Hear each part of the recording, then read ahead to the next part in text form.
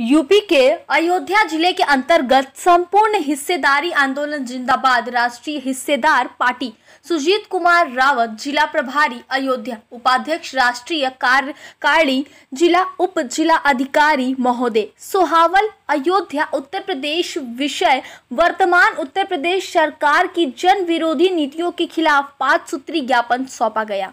देखें गंगा प्रसाद की यह रिपोर्ट। ग्राम सभा पूरा बाजार वहाँ का मैं प्रधान भी अब की बार चुना गया हूँ जी, और राष्ट्रीय हिस्सेदारी का महामंत्री भी हूँ जी, राष्ट्रीय हिस्सेदारी का राष्ट्रीय महामंत्री भी हूँ जी। और हम लोग ये जो अन्याय अत्याचार चारों तरफ हो रहा है इसके विरोध में आज यहाँ सोहावल ब्लॉक में सोहावल बाजार राष्ट्रीय हिस्सेदारी पार्टी किस बेस पे है, इसका कुछ बहुत अच्छा सवाल आपने किया कि राष्ट्रीय हिस्सेदारी पार्टी क्यों बनाई गई। जैसे 1-2 लाइन में हमें समझा देना चाहता हूँ कि जैसे अगर हमारे बच्चों को सही शिक्षा प्राइमरी स्कूल में मिलती तो हमें प्राइवेट स्कूल में अपने बच्चों को पढ़ाने के लिए क्यों भेजना पड़ता। अगर हमारे मरीज का सही इलाज सरकारी अस्पतालों में होता जबकि पैसा वहाँ आधाधुंध फूका जा रहा है, सरकारी अस्पताल में अगर हमारे मरीज का सही इलाज होता तो हमें अपने मरीज को सही रूप से करने के लिए प्राइवेट अस्पताल में जाना क्यों पड़ता। ठीक उसी प्रकार से अगर हम सरकारें सभी बनाई, सबने बनाई, कांग्रेस की बनाई, भाजपा बनाई, सपा बनाई, बसपा बनाई, सभी सरकारों को हमने बारी बारी बनाया, लेकिन किसी भी सरकार ने हमारे हक हिस्सा को दिलाने का काम नहीं किया। हमारे हक हिस्सा को लूटने का काम किया है।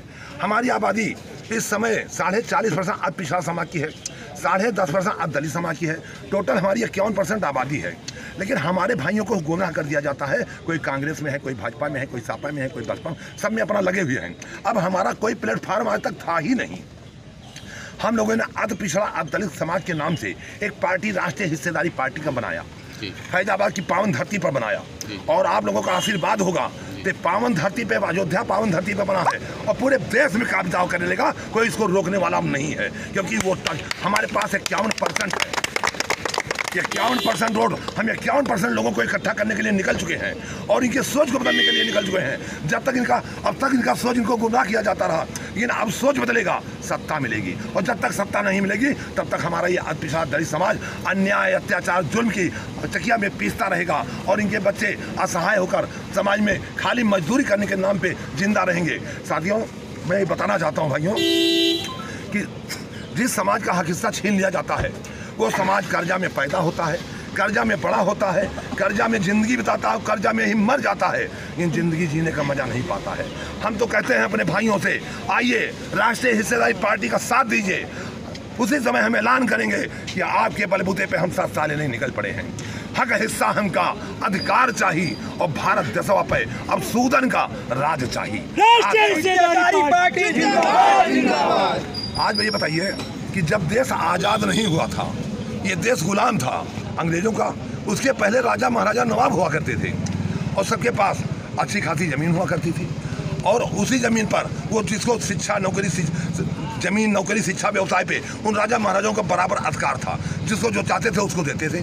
इसके बाद मुट्ठी भर ले जाए उन सारे ज़मीन जायदाद राजाओं को हरा करके और देश में कब्जा कर बैठे, और कब्जा कर लिए तो बताइए, जब देश में कब्जा कर लिए तो सारी ज़मीन नौकरी शिक्षा व्यवसाय पे अंग्रेजों को कब्जा हो गया।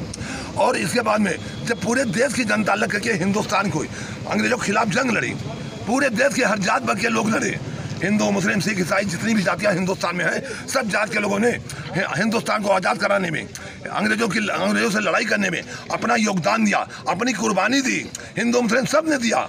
लेकिन क्या भाइयों बताइए, अब ये बताइए कि ये देश आज़ाद हुआ, तब आज़ाद हुआ जब हम लोग इस देश को आज़ाद कराने के लिए संघर्ष किए। लेकिन आज ये देश मुट्ठी भर लोगों का गुलाम बन गया है। जो जाति किए वो हमारा हक हिस्सा छीन लिए, और आज हम अपने हक हिस्से को पाने के लिए तड़प रहे हैं। और हमारी सोच यही है कि जो हमारा हक हिस्सा कब्जाए है उसी को हम वोट देते हैं। अब वही सोच बदलने के लिए राष्ट्रीय हिस्सेदारी पार्टी का जन्म हो चुका है। आज जिधर हम गए हैं उधर तड़फाए गए हैं, लूटे गए हैं, मारे गए हैं। ये लुटेरों बेईमानों से अब हमें सावधान रहना है और अपने हक हिस्सा को लेकर के जिंदा रहना है। हमारी एक ही आवाज है कि हक हिस्सा हमका अधिकार चाहिए और भारत देशवा पे अब सूदन का राज चाहिए। धन्यवाद।